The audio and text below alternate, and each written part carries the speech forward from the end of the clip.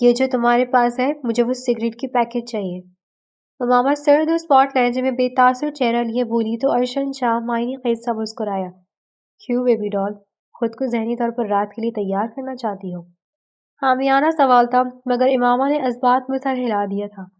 امامہ وہ حسن کی مورت تھی جسے اس کی سوتیلی ماں نے کھوٹے پر بیچ دیا تھا اور اس کی نیلامی میں اس کا پہلا خریدار ارشد شاہ تھا جو اسے اپنے فارم ہاؤس پہ لے آیا۔ لیکن جب رات کو وہ اس کو بے آبرو کرنے کو اسے بے لباس کرنے لگا تھا، غم و غصے سے پاگل ہو گیا۔ یہ کیا کر دیا تم نے بیوقوف لڑکی؟ اس کے جسم پر سگریٹ سے داغے گئے آبلے دیکھ کر ارشد شاہ کا دل متلا گیا۔ دوزخ کی آنکھ اپنے دامن میں بھرنے سے بہتر ہے میں دنیا کی آنکھ سے یہ خوبصورت بدن فنا کر لوں۔ کچھ دن بعد ارشد نے اسے اپنے نکاح میں لیا تھا اور امامہ حسن گھٹنوں میں سر دیے وہ رونے میں مصروف تھی جب جانی پہچانی آواز پر سر اٹھایا اور ارشد شاہ کو دیکھ کر یوں لگا جیسے کمرے کی چھت اس کے سر پر آ گری ہو۔ وہ پھٹی پھٹی نگاہوں سے اسے دیکھے گئی۔ سیاہ پینٹ کوٹ پہ ملبوس بے تاثر چہرہ لیے وہ اس کے سامنے کھڑا تھا، وہی ارشد جس کے کردار پر وہ ہمیشہ انگلی اٹھاتی آئی تھی۔ تم؟ اس کی آواز کانپ گئی تھی۔ ہاں، میں تمہارا خریدار، سرد لہجے میں کہتے اس نے جھک کر امامہ حسن کا بازو تھاما اور اسے لیے باہر کی طرف بڑھا۔ وہ کسی بے جان گڑیا کی طرح اس کے ساتھ کھینچتی چلی گئی۔ اپنی گاڑی کے پاس لا کر دروازہ کھولتے امامہ حسن کو اندر دھکیلتے وہ خود ڈرائیونگ سیٹ پر آ بیٹھا تھا۔ امامہ منہ کے بل سیٹ پر گرنے کے بعد آہستگی سے اٹھ بیٹھی اور شیشے میں نظر آتے ارشد شاہ کے چہرے کی طرف دیکھا جس پر انتہائی سرد گرمی چھائی ہوئی تھی۔ لب آپس میں بھیجے ہوئے تھے۔ امامہ کا دل خوف سے لرزنے لگا۔ راستے بھر گاڑی میں خاموشی چھائی رہی۔ امامہ کے ذہن میں سوالات طوفان بنے ہوئے تھے۔ بڑے دھڑلے سے اس نے ارشد شاہ کو بدکردار کہہ کر ٹھکرا دیا تھا۔ اب وہ ایسی جگہ سے خرید کر لایا تھا جہاں کا نام لینا بھی شریف انسان کے لیے باعث شرم ہوتا ہے، سو یہ تو طے تھا اب اپنے کردار کے لیے بھی وہ اس کے سامنے کبھی سر نہیں اٹھا سکتی تھی۔ گاڑی ارشد شاہ کے فارم ہاؤس کے دروازے پر رکی تو اس نے ہمت کر کے پوچھ ہی لیا، تم نے مجھے کیوں خریدا؟ ارشد شاہ نے کوئی جواب نہ دیا۔ اترو، اس کی آواز میں سرد پن واضح تھا۔ امامہ کو خوف کے ساتھ ساتھ بے حد سبکی محسوس ہوئی۔ خاموشی سے اتر کر اس کی قلیب میں اندر ہال نما کمرے میں آئی۔ قدموں میں لڑکھڑاہٹ واضح تھی، شکست اور شرمندگی کی۔ ارشد شاہ بنا کچھ کہے کمرے میں چلا گیا جبکہ وہ کافی دیر ساکت کھڑی رہی۔ پھر جب ٹانگوں نے بوجھ اٹھانے سے انکار کر دیا تو قریب پڑے صوفے پر بیٹھ گئی۔ کافی دیر وہ ہاتھوں میں سر تھامے بیٹھی رہی، پھر آہٹ پر جو نہیں سر اٹھایا دل دھک سے رہ گیا۔ سامنے ہی وہ کھلے گریبان کے ساتھ کھڑا اپنی سرخ آنکھوں سے اسے گھور رہا تھا۔ مجھے بد کردار کہتی تھی نا، اب اپنے بارے میں کیا کہو گی امامہ حسن؟ تم تو چھپی رستم نکلی، شرافت کا نقاب چڑھائے مردوں کا دل بہلانے والی۔ میرا پروپوزل ٹھکرانے کے بجائے سیدھی لفظوں میں اپنی قیمت بتا دی ہوتی تو اسی وقت میں خرید دیتا، کم از کم آج جھوٹا تو نہ کھانا پڑتا۔ اس کے الفاظ کسی پگھلے ہوئے شیشے کی مانند امامہ کے کانوں میں گونجے۔ میں بد کردار نہیں ہوں، میری سوتیلی ماں نے۔ صدمے سے پھیلی آنکھوں کے ساتھ اس نے بولنا چاہا جب ارشد شاہ اس کا جبڑا دبوچ گیا۔ میرے سامنے جھوٹی بکواس کر کے سستی ستاوری بننے کی کوشش مت کرنا۔ تمہاری سوتیلی ماں سے تمہاری اصلیت جان چکا ہوں میں کہ کتنے مردوں سے تعلق تھا تمہارا۔ وہ دھاڑا۔ امامہ کی آنکھوں سے دکھ کے مارے آنسو گرنے لگے۔ میرے سامنے آنسو بہا کر خود کو مظلوم دکھانے کی کوشش مت کرو، مجھ پر کوئی اثر نہیں ہوگا، وہ استہزائیہ انداز میں بولا۔ امامہ پھوٹ پھوٹ کر رو پڑی۔ وہ چند پھر سے گھورتا رہا پھر شفاف لہجے میں بولا، آج رات کے لیے خود کو تیار کر لو، ارشد شاہ تمہارے حسن کو خراج بخشے گا اور پھر واپس اسی جگہ چھوڑائے گا جہاں سے لایا تھا۔ امامہ نے سراسیمہ ہو کر اسے دیکھا اور اگلے ہی پل وہ اس کے قدموں میں آ بیٹھی۔ مجھ پر رہ کرو ارشد شاہ، مجھ سے نکاح کر لو، وہ زار قطار ہوتے ہاتھ جوڑ کر کہہ رہی تھی۔ ارشد شاہ نے بے حد تنفر سے اسے دیکھا۔ اب کیوں کرنا ہے نکاح؟ جب میں نے کرنا چاہتا تھا تب ریجیکٹ کر دیا اور اب تو بغیر نکاح کے دستیاب ہو تو مجھے کیا ضرورت پڑی ہے نکاح کرنے کی؟ ارشد نے اسے کھینچ کر اٹھایا اور اپنے مقابل کرتے بے رحمانہ لہجے میں بولا۔ امامہ ششدر سی سے دیکھی گئی جس کی آنکھوں میں صرف جسمانی طلب نظر آ رہی تھی۔ نہیں، تم میرے ساتھ ایسا نہیں کر سکتے۔ وہ بری طرح رو دی۔ کیوں نہیں کر سکتا؟ تم کوئی میری محبت ہو جس کے ساتھ میں ایسا نہیں کر سکتا بھلا؟ ارشد نے بازو سے پکڑتے ایک جھٹکے سے اپنے قریب کیا، اتنا قریب کہ اس کی گرم گرم سانسوں سے امامہ کا چہرہ جھلسنے لگا۔ فکر مت کرو، ابھی کچھ نہیں کر رہا میں، کیونکہ دن کو رومانس کرنا مجھے بہت عجیب لگتا ہے، مگر رات کو تیار رہنا، اگلا پچھلا سارا حساب برابر ہوگا۔ امامہ کے چہرے پر خوف دیکھ کر وہ استعارتی انداز میں بولا، مگر آخری فقرہ ادا کرتے وقت چہرے کے تاثرات یکدم سخت ہو گئے تھے۔ امامہ خوف سے لرزنے لگی۔ ارشد شاہ نے ایک جھٹکے سے اسے چھوڑا اور پلٹ کر کمرے میں چلا گیا۔ وہ فرش پر بیٹھی پھوٹ پھوٹ کر رونے لگی۔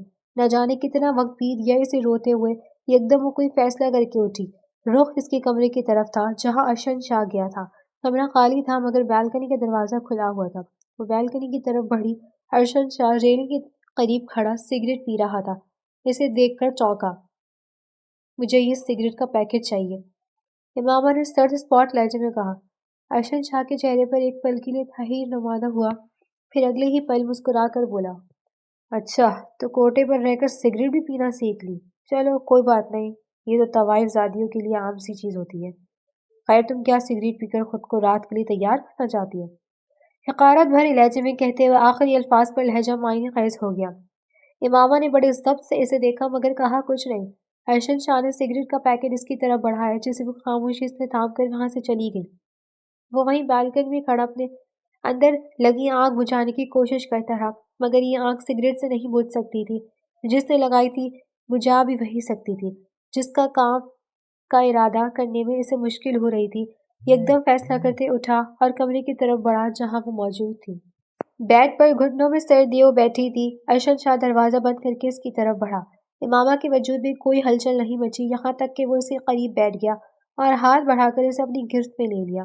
امامہ نے کوئی مزاحمت نہیں کی جس پر ارشد شاہ کو مزید طیش آیا۔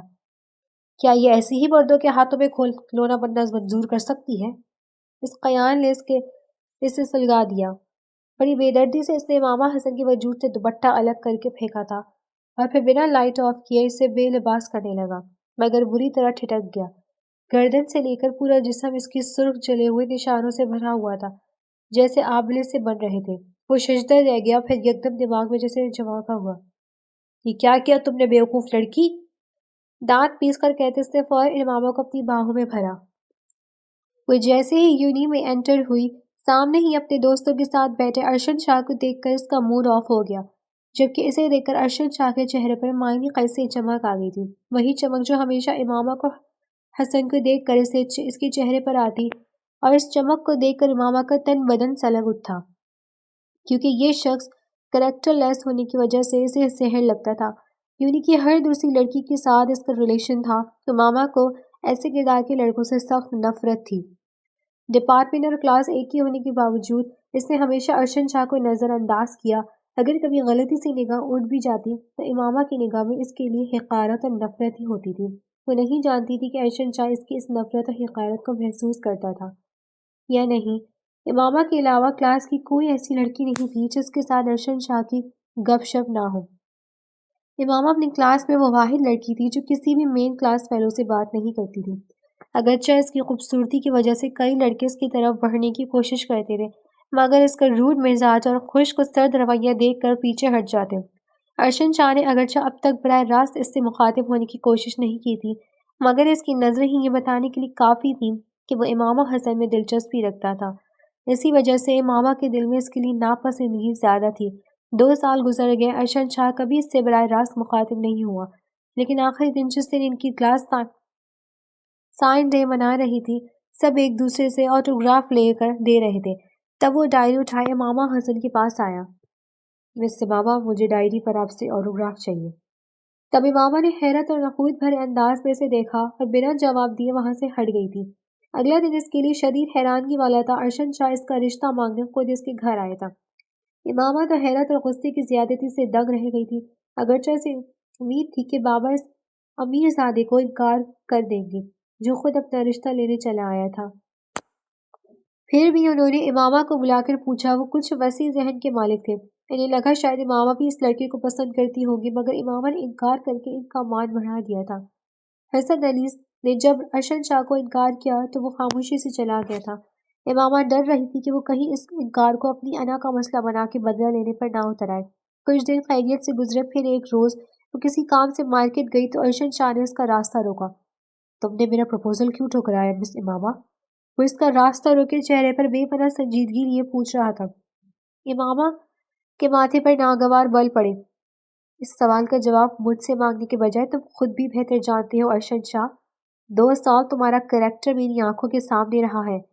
امامہ کا لہجہ نفرت اور حقارت سے پر تھا۔ وہ کوئی اتنی بڑی بات نہیں جس کو بنیاد بنا کر تم رشتے سے انکار کر رہی ہو۔ یونیورسٹی میں انجوائمنٹ تو ہوتی ہے۔ میں اپنے والدین کو منانے کی کوشش کر رہا ہوں، جلدی انہیں لے کر پھر سے رشتے کے لیے آؤں گا، اور امید ہے اس بار تم انکار نہیں کرو گی۔ ارشد شاہ کا لہجہ تہمکانہ ہونے کے ساتھ ساتھ دھمکی دیتا ہوا بھی تھا۔ امامہ ششدر رہ گئی، پھر غصے سے بولی، تم کچھ بھی کر لو ارشد شاہ، میرا جواب ہمیشہ انکار ہی ہوگا۔ تم جیسے بدکردار لڑکوں سے مجھے نفرت ہے۔ میں نے ایک صاف ستھری زندگی گزاری ہے، تم جیسے شخص سے شادی کر کے اس کو غلیظ نہیں کر سکتی۔ ارشد شاہ کے چہرے پر غیظ و غضب کے تاثرات نمودار ہوئے تھے۔ تم بہت پچھتاؤ گی امامہ حسن، اس نے سرد لہجے میں وارننگ دی۔ امامہ کے پورے وجود میں سنسنی سی دوڑ گئی تھی، مگر وہ سنی انسنی کرتے آگے بڑھ گئی تھی۔ اس پروپوزل والے واقعے کو چند دن ہی گزرے ہوں گے جب ایک شام حسن علی دفتر سے گھر آئے تو ان کی طبیعت کچھ ٹھیک نہیں تھی۔ سوتیلی ماں ثروت نے تو کچھ خاص پرواہ نہیں کی، مگر امامہ پریشان ہو گئی۔ رات گئی تک وہ باپ کے پاس بیٹھی فکر مند ہوتی رہی اور انہیں ڈاکٹر کے پاس جانے کے لیے اصرار کرتی رہی، مگر حسن علی سے تسلی دیتے رہے کہ معمولی طبیعت خرابی ہے، وہ بہتر ہو جائیں گے، مگر اس رات سونے کے بعد وہ اٹھ نہ سکے۔ امامہ کے لیے بہت بڑا دھچکا تھا، کیونکہ یہ واحد رشتہ تھا اس کے پاس جو وہ اب نہیں رہا تھا۔ حسن علی کی موت کے 1 ہفتے بعد ایک دن اچانک ثروت نے اس سے کہا وہ حسن علی کی قبر پر جا رہی ہے، کیا وہ اس کے ساتھ چلے گی؟ باپ کی قبر پر جانے کا سن کر امامہ نے فوراً حامی بھر لی۔ پھر قبرستان سے واپسی پر ثروت اسے اپنی کسی دوست سے ملنے کا کہہ کر کسی کے گھر لے آئی۔ وہاں ثروت کی دوست نے انہیں جوس پیش کیا، جسے پینے کے بعد امامہ اپنا ہوش کھو بیٹھی۔ جب حواس بحال ہوئے تو خود کو ایسی جگہ پایا کہ آسمان سر پر گر پڑا۔ سوتیلی ماں نے دھوکے سے اسے کھوٹے پر بیچ دیا تھا۔ امامہ نے لاکھ سر پٹکا روئی، چیخیں چلائی، مگر رہائی نہ ملی، یہاں تک کہ اسے سجا سنوار کر اس کی بولی لگا دی گئی۔ اسے خریدنے والا کوئی اور نہیں بلکہ ارشد شاہ تھا، جسے دیکھ کر وہ زمین پر گر گئی تھی۔ ارشد شاہ نے بنا کسی جائز رشتے کے اسے اپنی خواہش کی تکمیل کرنا چاہی، جس پر اس نے اپنا جسم سگریٹ سے جلا لیا تھا۔ ارشد شاہ اگر اس کے ارادے جانتا تو کبھی سگریٹ کا پیکٹ اسے نہ دیتا، مگر امامہ کو کوئی پچھتاوا نہیں تھا۔ گناہ سے بچنے کے لیے اس نے تکلیف برداشت کرنا گوارا کر لیا تھا۔ لیڈی ڈاکٹر نے چیک اپ کے بعد اس کے زخم پر مرہم لگا دیا تھا، مگر وہ پھر بھی تکلیف میں تھی۔ ہاسپٹل سے واپس آنے کے بعد وہ دوبارہ امامہ کے پاس نہیں گیا۔ اس کی ملازمہ امامہ کی دیکھ بھال کر رہی تھی۔ ارشد شاہ نہ جانے کہاں چلا گیا تھا۔ 1 ہفتے بعد امامہ نے اسے دیکھا، وہ اس کے پاس آیا نکاح کے بتانے۔ امامہ نے خاموشی سے سر جھکا دیا۔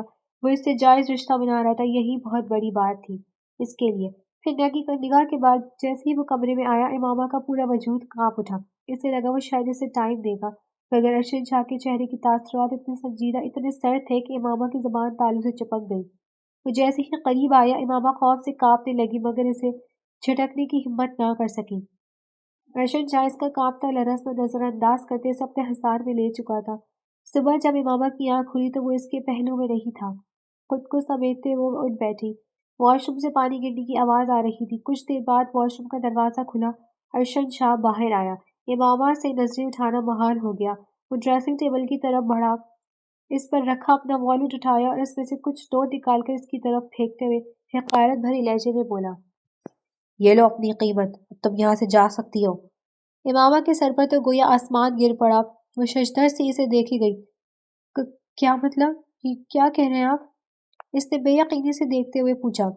وہی جو تم نے سنا۔ اب کھوٹے کی طوائف کو ساری زندگی تو اپنے پاس نہیں رکھ جا سکتا نا، صرف کچھ وقت رنگین کیا جاتا ہے، پھر اس کی قیمت دے کر رخصت کر دیا جاتا ہے۔ اسے سفاکیت کی انتہا کر دی تھی۔ میں تمہاری بیوی ہوں ارشد شاہ، کھوٹے کی طوائف نہیں۔ امامہ چیخ پڑی تھی۔ کھوٹے سے ہی لایا ہوں تمہیں، اور رہی بات بیوی کی تو کون سی بیوی، وہ نکاح تو نکلی تھا، محض تمہاری قربت پانے کے لیے، کیونکہ میں چاہتا تھا کہ تم اپنی رضامندی سے خود کے قریب آنے دو مجھے، اور ایسا ہی تب ہو سکتا تھا جب میں تمہیں نکاح کا ڈوج دیتا۔ ارشد شاہ کے اس لہجے لہجے میں کیے گئے انکشاف نے امامہ کے پیروں تلے سے زمین نکال دی تھی۔ کیا کہا آپ؟ نہیں ارشد شاہ، یہ نکاح نکلی؟ اس طاقت بازو سے ارشد شاہ کو دیکھتی بولی، اس کی زبان اس کا ساتھ دینے سے قاصر تھی۔ ہاں نکلی، ٹھیک سنا تم نے، اور اب تم جا سکتی ہو اس گھر سے۔ میرا ایک ہی رات میں دل بھر چکا ہے تم سے، اب میں مزید کوئی ناٹک نہیں کر سکتا۔ وہ کندھے اچکاتے بیزاری سے بولا، کیسا ناٹک؟ کون سا ناٹک؟ یہ ناٹک نہیں ہے، نگاہ کیا ہے آپ نے مجھ سے یہ کوئی جعلی نہیں تھا۔ وہ بیڈ سے آ کر غصے سے چلائی تو ارشد شاہ اس کے قریب آئے۔ کیا ثبوت ہے تمہارے پاس نکاح کا؟ کہاں ہے نکاح نامہ؟ اماموں کو لگا وہ اسے تن چھری سے کاٹ رہا ہو۔ ارشد شاہ، تم ایسا نہیں کر سکتے میرے ساتھ، مجھے اس طرح دھوکہ نہیں دے سکتے۔ میں کہاں جاؤں گی؟ وہ زار و قطار رونے لگی۔ وہیں اس کوٹے پر چلی جانا جہاں سے آئی ہو۔ وہ سنگ دلی سے بولا، پلیز میرے ساتھ ایسا مت کرو ارشد شاہ، میرا کوئی ٹھکانہ نہیں۔ اس کھوٹے پر مجھے میری سوتیلی ماں نے دھوکے سے بیچا تھا، مگر وہاں بھی خدا نے مجھے محفوظ رکھا۔ تم اچھی طرح جانتے ہوگے کہ میرے قریب آنے والے تم پہلے مرد ہو، پھر کیوں میرے ساتھ ایسا کر رہے ہو؟ اگر تم محض بدلہ لینے کے لیے سب کر رہے ہو، میں نے تمہارا پرپوزل ٹھکرایا تھا، تو پلیز اس کے لیے مجھے معاف کر دو۔ وہ اس کے سامنے ہاتھ جوڑتے بولی، مگر امامہ کا رونا دھونا منت سماجت کچھ کام نہ آئی۔ ارشد شاہ نے صاف لفظوں میں کہہ دیا کہ وہ اس کے گھر سے چلی جائے، ورنہ دھکے دے کر نکالنے میں وہ کوئی آر محسوس نہیں کرے گا۔ امامہ روتے ہوئے اس کے گھر سے نکلی۔ مٹھی میں چند نوٹ تھے جو اس نے بےحد مجبور ہو کر اٹھائے، کیونکہ ابھی کچھ پتہ نہیں تھا کہ کہاں جائے گی۔ اس کا رخ بس اسٹاپ کی طرف تھا۔ لاہور جانے والا ٹکٹ لے کر وہ بس میں بیٹھ گئی تھی۔ کچھ دیر قبل اسے کچھ سمجھ نہیں آ رہی تھی کہ وہ کہاں جائے۔ پھر اچانک اسے کلثوم خالہ کا خیال آیا، جو اس کی ماں کی سگی خالہ تھی اور ان کی زندگی میں کبھی کبھار ملنے آتی رہتی تھی۔ امامہ کو ان کے گھر کا دھندلا سا عکس یاد تھا، البتہ جگہ اور محلے کا نام معلوم نہ تھا، اس لیے امید تھی کہ وہ کلثوم خالہ کا گھر ڈھونڈ لے گی۔ پھر واقعی اسے گھر ڈھونڈنے میں زیادہ مشکل نہیں ہوئی۔ کلثوم خالہ اپنی بہو اور بیٹے کے ساتھ رہتی تھی۔ امامہ کو انہوں نے کھلے دل سے استقبال کیا، البتہ ان کی بہو قدرہ خشک موڈ کے ساتھ پیش آئی۔ امامہ نے کلثوم خالہ کو اپنے حالات بتا دیے تھے، جنہیں سن کر وہ بہت دکھی ہوئی تھی، اور امامہ سے کہا کہ اب وہ بے فکر ہو کر ان کے پاس رہیں۔ مگر امامہ جانتی تھی بے شک کلثوم خالہ جتنی محبت اور خلوص نچھاور کر رہی، ان کی گھر میں زیادہ عرصہ نہیں رہ سکتی، کیونکہ ان کی بہو کو امامہ کا اپنے گھر رہنا پسند نہیں آیا تھا۔ اگرچہ منہ سے ابھی تک اس نے کچھ نہیں کہا تھا، مگر اس کا انداز ہی یہ بتانے کے لیے کافی تھا کہ وہ زیادہ دن اسے اپنے گھر میں ٹکنے نہیں دیں گی۔ اسی لیے امامہ نے اپنے لیے نوکری کی تلاش شروع کر دی، تاکہ نوکری مل جانے کے بعد وہ اپنے لیے کوئی محفوظ رہائش گاہ بھی تلاش کر سکے۔ کچھ سکولز میں جا کر اس نے انٹرویوز دیے، مگر کہیں سیلری بہت کم تھی اور کہیں سے اسے رسپانس نہیں ملا۔ وہ خاصی پریشان تھی۔ پھر ایک دن اس نے اخبار میں ایڈ دیکھا، کہیں ایک بوڑھی عورت کے لیے کیئر ٹیکر کی ضرورت تھی، تنخواہ بھی اچھی تھی اور رہائش کھانا وغیرہ بھی فری تھا۔ امامہ اس ایڈریس پر چلی گئی۔ یہ ایک بہت بڑا بنگلہ تھا جس کی نیم پلیٹ پر وقار علی شاہ لکھا ہوا تھا۔ خاصے امیر کبیر لوگ تھے۔ امامہ کو ضرورت مند جان کی ملازمت مل گئی، البتہ کلثوم خالہ کی ضمانت بھی لی گئی تھی ساتھ میں۔ اسی سالہ طاہرہ شاہ معذور تھی، جن کی دیکھ بھال کے لیے امامہ کو ہائر کیا گیا تھا۔ گھر میں اور بھی لوگ تھے، جن میں وقار علی کی 3 بڑے بہویں تھیں۔ امامہ کو یہاں ملازمت کرتے ہوئے ایک چند دن ہوئے تھے، جب ایک دن طاہرہ شاہ سے باتیں کرتے ہوئے امامہ نے ان کے منہ سے ارشد شاہ کا نام سنا تو بری طرح چونک گئی۔ پھر جب اس کی تصویر دیکھی تو شک و شبے کی کوئی گنجائش نہیں رہی تھی۔ ارشد شاہ طاہرہ شاہ کا سب سے چھوٹا ہوتا تھا بیٹا تھا۔ امامہ کو دھچکا لگا۔ پہلے دل کیا کہ ملازمت چھوڑ کر چلی جائے، مگر پھر بڑی مشکل سے خود کو اس فیصلے سے باز رکھا، کیونکہ ایسی ملازمت ملنا آسان نہیں تھا۔ البتہ دل میں دعا مانگتی رہی کہ وہ جب تک یہاں ہے ارشد شاہ نہ آئے، مگر اس کی دعا قبول نہیں ہوئی۔ 1 مہینے بعد جب ارشد شاہ گھر آئے تو وہاں امامہ کو دیکھ کر سجدہ رہ گیا، جبکہ دوسری طرف امامہ کا پورا وجود سے لگنے لگا تھا۔ سب کے سامنے تو وہ اسے باز پرس نہیں کر سکتا تھا، اس لیے بڑی مشکل سے خود پر کنٹرول کیا، مگر رات کو جو نہیں وہ طاہرہ شاہ کے لیے قہوہ بنانے کمرے سے نکلی، کوریڈور سے گزرتے ہوئے ارشد نے اس کے بازو سے پکڑا اور کھینچتا ہوا قریبی کمرے میں لے گیا، اور دروازہ بند کرتے جھٹکے سے اسے دیوار کے ساتھ پھینک گیا۔ امامہ اس آفتاب پر چکرا کر رہ گئی۔ کیا کر رہی ہو تم میرے گھر میں؟ کس مقصد سے آئی ہو تم یہاں؟ اس کے دائیں بائیں دیوار پر ہاتھ رکھتے ہوئے آہستگی سے غرایا۔ کوئی مقصد نہیں میرا، صرف جاب کے لیے آئی ہوں میں یہاں پر، مجھے نہیں معلوم تھا کہ یہ آپ کا گھر ہے۔ وہ کپ کپاتی آواز میں بولی، جھوٹ جھوٹ بول رہی تم جانتی تھی کہ یہ میرا گھر ہے، تم جان بوجھ کر یہاں آئی ہو تاکہ میرے گھر والوں کو کسی طرح ٹریپ کر کے اپنی یہاں جگہ بنا سکو۔ क्योंकि मैंने तो तुम्हें ठुकरा दिया, अब यही रास्ता तुम्हें नजर आया। वो इस पर इल्जाम लगा रहा था। इमामा की आंखों में आंसू आ गए। मैं सच कह रही हूँ, मैं नहीं जानती थी कि ये आपका घर है। मुझे तो नौकरी की अशद जरूरत थी, क्योंकि जो कुछ आपने मेरे साथ किया, इसके बाद जिंदा रहने के लिए नौकरी तो जरूरी थी। किस्मत मुझे आपके घर ले आई, इसमें मेरा कोई कसूर नहीं है। लेकिन ठीक, अगर आप चाहते हैं कि मैं यहाँ नौकरी ना करूँ, तो मैं आज ही चली जाती हूँ। एक हाथ से अपने आंसू साफ करते हुए स्पॉट लहजे में बोली, ज्यादा ड्रामे करने की जरूरत नहीं है। अर्शन शाह ने इसे घूरा। वो इसके इतने नजदीक था कि इसकी गर्म सांसें इमामा को अपने चेहरे पर पड़ती महसूस हो रही थी। यहाँ रहकर नौकरी कर सकती हूँ, लेकिन खबरदार, खबरदार, जब मेरे घर वालों को जरा भी पता चला तुम्हारे और मेरे ताल्लुक का, वरना तुम्हारे लिए बिल्कुल अच्छा नहीं होगा। अर्शन शाह का लहजा धमकी आमीज था। इमामा ने जब से लब भेजे, चंद पल खामोश रही, फिर इसकी आंखों में देखते हुए भीगे लहजे में बोली, पहले कौन सा मेरे साथ कम बुरा किया है अर्शन शाह, जो आप मजीद बुरा करेंगे? बेफिक्र रहे, ना तो मेरी कभी जबान खुलेगी इस हवाले से, और ना ही मेरे किसी अमल से आपके घर वालों को शक होगा। हाँ, अलबत्ता आप अपने अमल के जिम्मेदार खुद होंगे। अपनी बात मुकम्मल करके इसने दोनों हाथ अर्शन शाह के सीने पर रखते से खुद से दूर धकेला और कमरे से निकल आई। पीछे अर्शन शाह मुस्तरब सख गहरा गहरा सांस लेते बालों में हाथ फेरते लगा। दूसरी सुबह वो ताहिरा शाह को नाश्ता करवा रही थी जब अरशद शाह वहां चला आया। इमामा के हाथ में पकड़ा चम्मच एक पल को लर्जा था। वो इसके ऐन सामने वाले सोफे पर विराजमान हो गया और नजरें इस पर जमाए बज़ाहिर दादी से बातें करने लगा। इमामा ने अरशद शाह की तरफ निगाह नहीं उठाई, नजरें झुकाए खामोशी से वो ताहिरा शाह को नाश्ता करवाती रही। खुद पर जमी अरशद शाह की निगाहें से सहजिया महसूस हो रही थी, जिन पर इसका खून खौल रहा था। फिर ऐसा अक्सर होने लगा। बज़ाहिर वो इसे इग्नोर करता, मगर जब जब देखता तो इसकी निगाहें इमामा की चुपती हुई अपना मजाक उड़ाती महसूस होती। इमामा का दिल भर आता, मगर बर्दाश्त करने के सिवा कोई चारा नहीं था। हर हफ्ते से 2 घंटे की छुट्टी मिलती थी, जिसमें वो घर से बाहर जा सकती थी। कभी भी कुलसुम खाला से मिलने चली जाती और कभी अपने लिए ज़रूरी चीज़ें लिए मार्केट। इस रोज़ भी वीकेंड पर वो इजाज़त लेकर शाह हाउस से बाहर निकली और रोड पर टैक्सी के इंतजाम में खड़ी थी, जब ब्लैक मर्सिडीज एक झटके से उसके करीब आकर रुकी। इमामा ने नजरें उठाकर देखा तो मर्सिडीज में अरशद शाह बैठा हुआ था।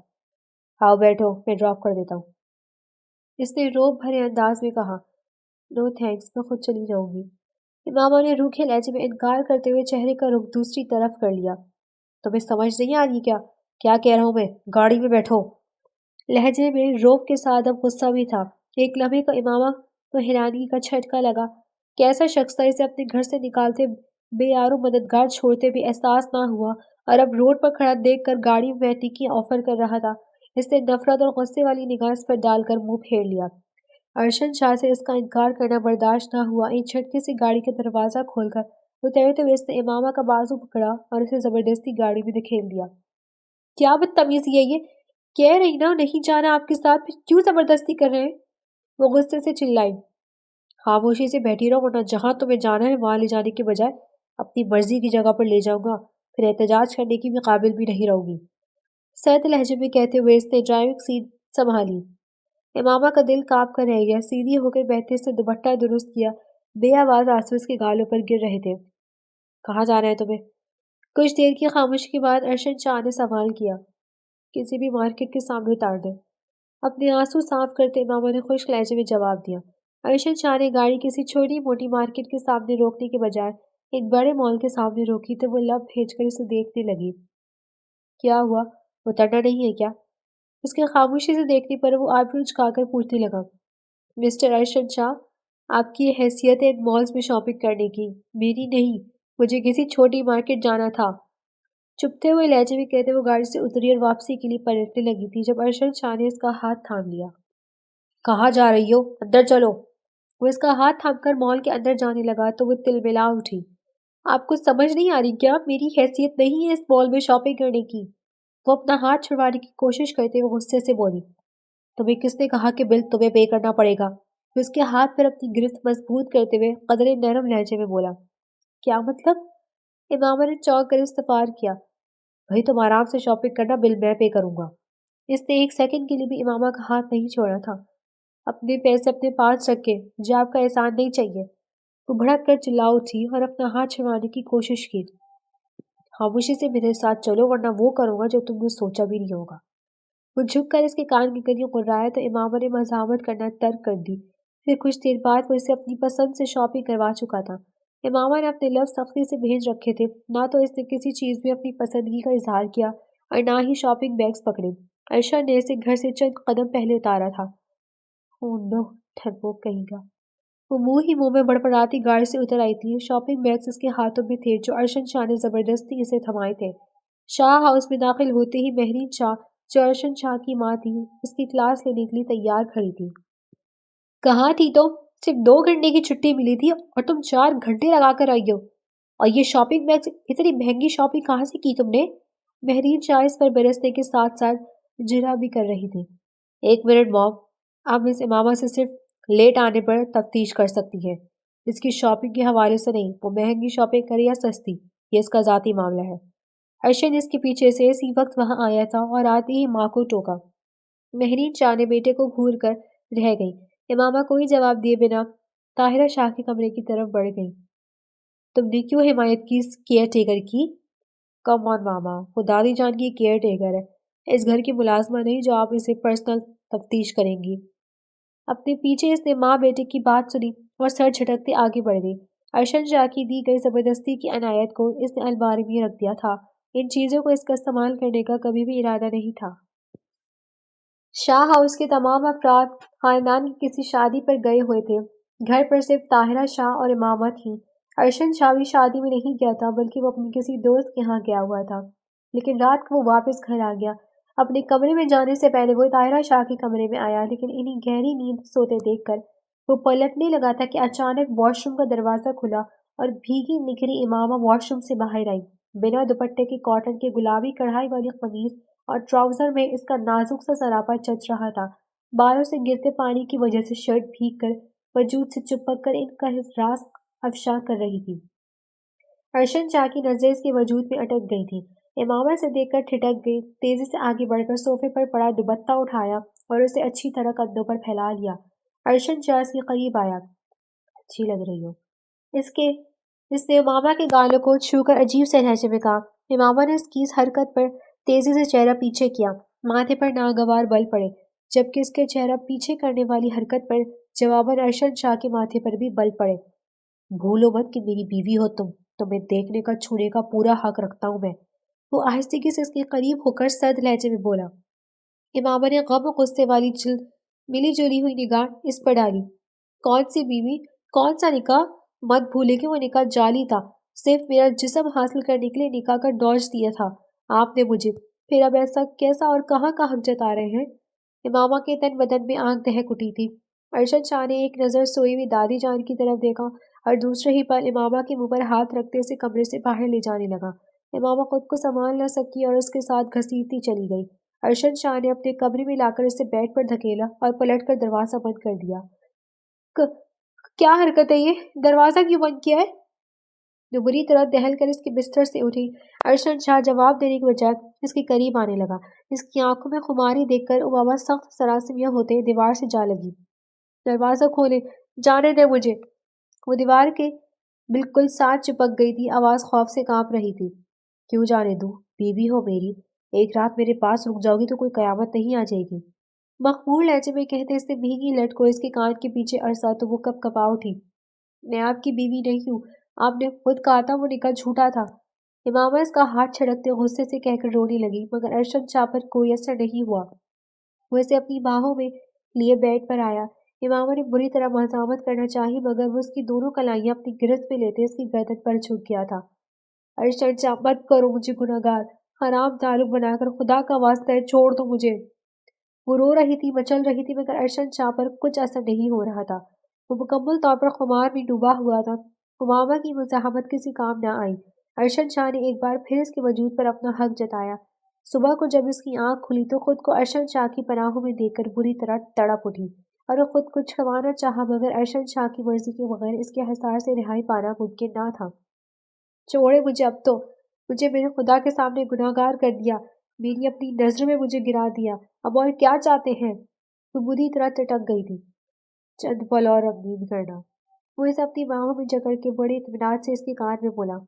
امامہ بھپر اٹھی تھی مگر ارشد شاہ کی گرفت سے اس کی مرضی کے بغیر رہائی پانا ممکن نہیں تھا۔ बड़ी देर बाद इसने रहाई बख्शी तो वो रोती हुई इसके कमरे से निकल गई थी। इसके बाद अब अर्शद शाह का जब जलता था और घर में कोई ना होता तो वो ज़बरदस्ती इस पर अपना हक जमाता। इमामा की मज़ामत, गुस्सा, पिंडर, समाजत किसी चीज़ का इस पर कुछ असर ना होता। इमामा ने जॉब छोड़ने का इरादा किया और ताहिरा शाह से को अपनी मजबूरी बताए हुए कहा कि वो वापस कराची जाने का इरादा रखती है। तो न जाने अरशद शाह को कैसे पता चल गया, वो इसी रात में उसके कमरे में आ गया। वो जो दरवाज़ा लॉक करने के बाद बेड पर सो रही थी, उसे अपने करीब देखकर इसकी चीख निकल जाती अगर वो बर वक्त इसके मुंह पर हाथ ना रख देती तो। वो शशदर थी कि बंद दरवाजे से वो आया कैसे। जॉब छोड़कर जाना चाहती हो? इसे अपने करीब करते उसने सर्द लहजे में पूछा था। इमामा की रीढ़ की हड्डी में सनसनाहट हुई। वो कुछ बोल ना पाई। एक बात मेरी कान खोल कर सुन लो। इस घर में आई अपनी मर्जी से हो, मगर अब जाओगी मेरी मर्जी से। वो इसे वार्न कर रहा था। इमामा को इश्तियाल और बेबसी के मारे रोना आया। हाँ, इस घर में रहूंगी ताकि मुझे खिलौना समझकर इस्तेमाल करते रहो। तुमने जितना मेरा इस्तेमाल करना था कर दिया। अब और नहीं अरशद शाह, मैं खुद को मजीद गुनहगार नहीं होने दूंगी। तुम इस हराम ताल्लुक को बरकरार नहीं रखने दूंगी। मैं जाऊंगी यहाँ से। वो हिचकियों से रोते हुए बोली, शट अप! एक थप्पड़ मारूंगा जो दोबारा से हमारे रिश्ते को हराम कहा। वो मुश्तिल लहजे में बोला, कैसे ना कहूँ हराम, वो निकाह झूठा था ना। इसने रोती हुई निगाहें इस पर गाड़ी तो वो नजरें चुरा गया। जवाब दे मुझे। इमामा ने उसके गिरबान से थाम लिया। अपनी हद में रहो तुम। मैं जस्ट तुमसे ये कहने आया हूँ कि मेरी मर्जी के बगैर यहाँ से जाने का ख्याल छोड़ दो। उसके हाथों से अपने गिरबान छुड़वाता दरश्त लहजे में बोला, क्यों, किस लिए रोक रहे हैं मुझे? या तो मुझे निकाह पर प्रूफ दे कि वो असली था, वरना मैं फिर जाऊंगी यहाँ से। क्यों आपके हाथों खिलौना नहीं बनने दे सकती खुद को? वो दोनों हाथों से उसे खुद से दूर करते गुस्से से बोली, तुम्हारी हिम्मत कैसे हुई मुझे दूर धकेलने की? वो इसकी दोनों कलाइयां थाम कर इसे खुद भी नजदीक करता तैश भरे लहजे में बोला तो इमामा खौफ से अपनी सांस रोक गई। अरशद शाह का चेहरा इसके बेहद करीब था। इसकी गर्म सांसों इमामा के चेहरे को झुलसा रही थी। वो बेबसी से रोने लगी तो अरशद शाह एकदम धीमा पड़ता इसे अपनी गिरफ्त से आज़ाद कर दिया। देखो, मैं तुम्हारे साथ कोई मिसबिहेव नहीं करना चाहता। मुझे थोड़ा वक्त दो, मैं सब सही कर दूंगा। तुम्हें यहाँ से कहीं जाने की जरूरत नहीं। वो बालों में हाथ फेरते मुसरफ लहजे में बोला, क्या मतलब, क्या सही कर देंगे? तो मामा ने आंसू बहाते से चौंक कर देखा। जवाबन वो कुछ देर खामोश रहा, फिर गहरी सांस भरकर कहने लगा, मैंने तुमसे झूठ बोला था कि वो निकाह असली नहीं था। दरअसल मुझे तुम पर गुस्सा था क्योंकि तुमने मेरा प्रपोजल ठुकरा दिया था। इसीलिए मैंने बदला लेने के लिए वो सब किया। मगर मैं खुद भी अजीब सा बेचैन रहा तुम्हारे जाने के बाद। इसी बेचैनी को दूर करने के लिए मैं यहाँ घर चला आया। तुम्हें यहाँ देखकर पहले मैं समझा कि तुम जानबूझकर आई हो, मगर फिर मुझे अंदाजा हो गया कि तुम बेखबर थी कि ये मेरा घर है। सिर्फ जॉब की नीयत से आई हो। इस रात तुम्हें देखकर मैं खुद पर कंट्रोल खो बैठा। फिर ये सोचकर भी मुतमईन था कि कुछ गलत नहीं कर रहा। तुम बीवी हो मेरी। तुम बार बार मुझसे सवाल करती आई हो कि हमारा निकाह नकली था या वाकई असली। तो मैं सब तक तुम्हें इसलिए नहीं बता रहा था क्योंकि मैं अभी भी तुम्हें मजीद सजा देने का इरादा रखता था। वो इसलिए कि मैं अब तक ये बात भुला नहीं था कि तुमने मेरा रिश्ता ठुकराया था। मगर आज जब मुझे दादी जान से पता चला कि तुम जॉब छोड़कर जाने का इरादा रखती हो, तो पता नहीं क्यों मैं बुरी तरह बेचैन हो गया। और तभी मुझ पर इंकशाफ हुआ कि मुझे तो तुमसे वही मोहब्बत है जो यूनी में पहली नज़र के बाद हुई थी। वो अपनी बात ख़त्म करके इमामा की तरफ देखने लगा, जिसके चेहरे पर हैरानगी थी। वो कुछ देर इसे पुरसोच निगाहों से देखती रही, फिर कहने लगी, ठीक है, अगर मैं मान भी लूँ कि आपको मुझसे मोहब्बत है, तो इस मोहब्बत का मुझे क्या फ़ायदा? यहाँ पर मैं केयर टेकर बनकर रह रही हूँ। आप अपनी फैमिली के सामने मुझे अपना नहीं सकते, फिर मैं क्यों यहाँ रहूँ? इसमें तो सिर्फ आपका फ़ायदा है कि बस चोरी छुपे इस रिश्ते का हक वसूल करते रहेंगे मुझसे। इमामा की बात पर अरशद शाह का चेहरा सुर्ख हो गया। अगर ये बात है तो उठो अभी के अभी, तो मैं अपनी फैमिली से अपनी बीवी के तौर पर मुतारिफ करवाता हूँ। वो इसका हाथ थामकर दरवाजे की तरफ बढ़ा तो इमामा बुरी तरह घबरा गई और अपना हाथ खींचा। तुम क्यों डर रही हो? मैंने जवाब देना है अपने घर वालों को, तुमने नहीं। वो झुंझुलाए हुए अंदाज से बोला, नहीं नहीं, मुझे इस वक्त तमाशा नहीं लगवाना। यकीनन मुझे घर से निकाल दिया जाएगा। आप आधी रात को मैं कहाँ ख्वार होती फिरूंगी? वो परेशान लहजे में बोली, तुम अकेली नहीं होगी, मैं भी तुम्हारे साथ होऊंगा। अर्शा ने डबट कर कहा, मगर इमामा राजी ना हुई तो अर्शा ने खामोश अख्तियार कर ली। वो इस पहलू पर सोचो विचार में मसरूफ था कि ऐसा क्या करे कि जब सबको इसकी इमामा के साथ का निकाह पता चले तो वो ज्यादा मुखालिफत ना करे और इमामा को कबूल कर ले, मगर इसे कुछ समझ नहीं आ रहा था। کچھ دن گزرے۔ ایک دن امامہ کچن سے طاہرہ شاہ کے لیے چائے بنانے گئی اور اچانک چکر آنے پر گر کر بے ہوش ہو گئی۔ تحریر شاہ نے فوراً ڈاکٹر کو بلایا۔ ڈاکٹر نے جو خبر دی اسے سن کر وہاں موجود ہر شخص شاکڈ رہ گیا۔ تم تو کنواری تھی نا، پھر پریگننٹ کیسے ہو گئی؟ تحریر شاہ نے کاٹ دار لہجے میں پوچھا۔ امامہ کیا جواب دیتی، وہ تو خود ہی اس خبر سے پہنچ خاصی رہ گئی تھی۔ اٹھو، نکلو ہمارے گھر سے، ایسی بدکردار لڑکی کو ہم نوکری پر نہیں رکھ سکتے۔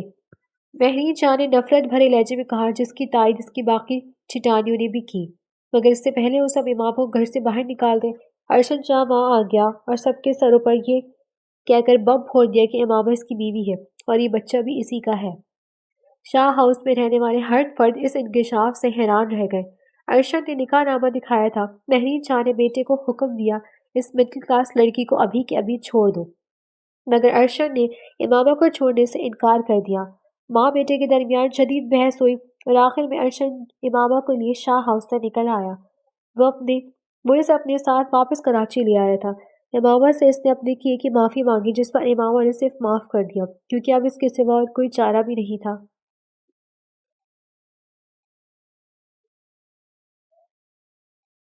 ویسے بھی وہ کیسے نہ معاف کرتی اسے؟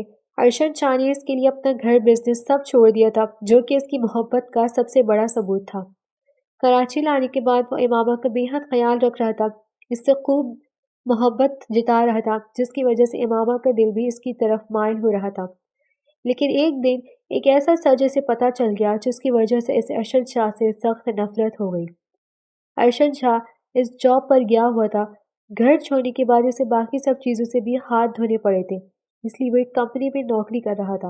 امامہ نے اسے ناشتہ کروا کر مسکراتے ہوئے رخصت کیا تھا۔ شام کو ڈاکٹر کے پاس چیک اپ کے لیے چلیں گے، تیار رہنا۔ ارشد نے جاتے وقت یاد دہانی کرواتے اسے ماتھے پر لب رکھے تو وہ اسے مسکرا کر سر ہلایا۔ ارشد کے جانے کے بعد وہ لاؤنج میں بیٹھ کر ٹی وی پر نیوز دیکھ رہی تھی، جب ڈور بیل کی آواز سن کر دروازہ کھلا اور سامنے اپنی سوتیلی ماں کو کھڑا دیکھ کر ششدر رہ گئی۔ امامہ، میں تم سے معافی مانگنے آئی ہوں، مجھے معاف کر دو بیٹا، تمہاری آہ لگی ہے میری بیٹی ایشل سخت بیمار ہو گئی ہے، اچانک اسے بلڈ کینسر ہوا اور مر گئی، میں یہ سزا میں کرموں کی وجہ سے میری بیٹی کو ملی، وہ بتا کر رونے لگی۔ امامہ ششدر رہ گئی۔ ایشل 10 سال کی تھی، سوتیلی ہونے کے باوجود امامہ نے کبھی ایشل کو سوتیلی نہیں سمجھا اور اسے حقیقی بہنوں والی محبت کی، اس لیے اس کی بیماری اور موت کا سن کر امامہ کو دل سے تکلیف ہوئی، اس لیے اس نے فوراً ثروت کو معاف کر دیا، مگر ساتھ ہی ثروت نے ایک اور انکشاف کر کے اس کی دنیا ہلا کر رکھ دی تھی۔ یہ سب ارشد شاہ نے کیا تھا۔ امامہ سے رشتے کے انکار کا بدلہ لینے کے لیے اس نے ثروت کو پیسے دے کر راضی کیا تھا کہ وہ امامہ کو اس کی بتائی ہوئی جگہ چھوڑ جائے گی۔ وہ بتائی ہوئی جگہ طوائفوں کا کوٹھا تھا، جس کی مالکن سے ارشد شاہ نے پہلے ہی معاملات طے کر لیے تھے۔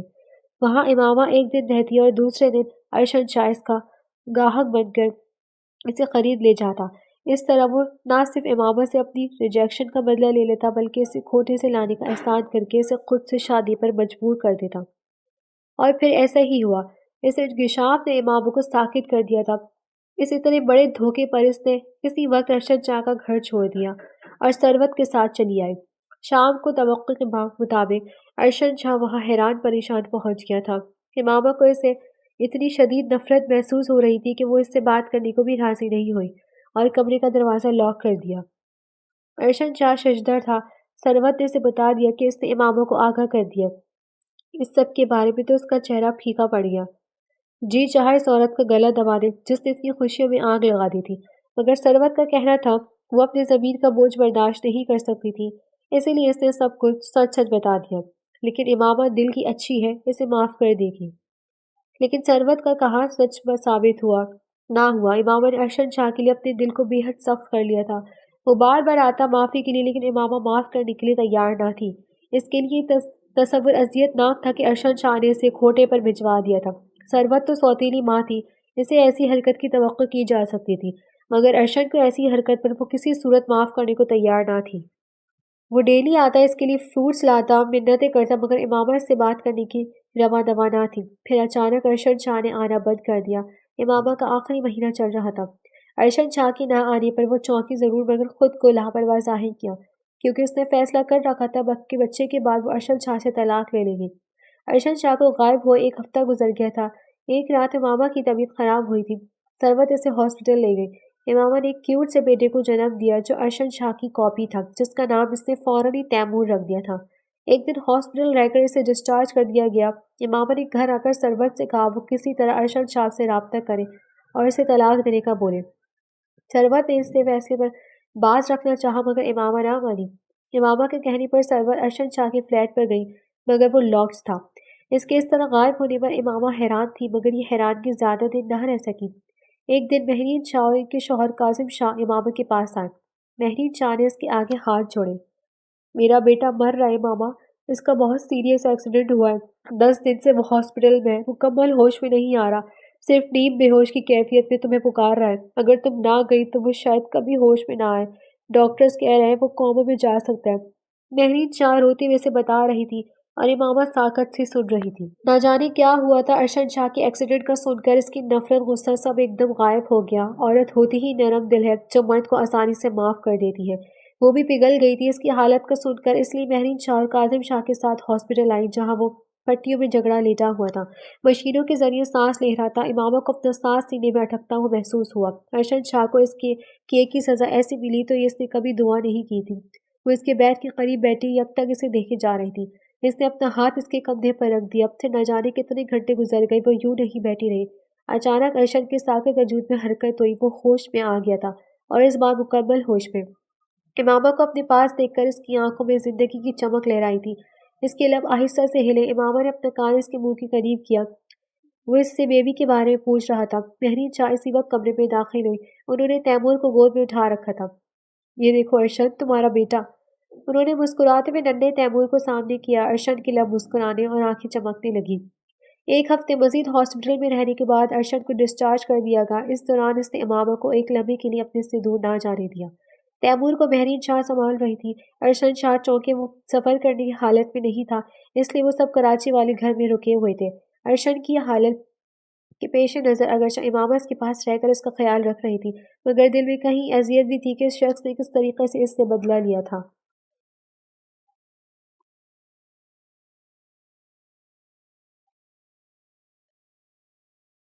کچھ دن گزرے، ارشد شاہ مکمل ٹھیک ہو گیا۔ اب سب خوشی خوشی لاہور جانے کو تیار تھے جب امامہ نے ان کے ساتھ جانے اور ارشد شاہ کے ساتھ رہنے سے انکار کر دیا۔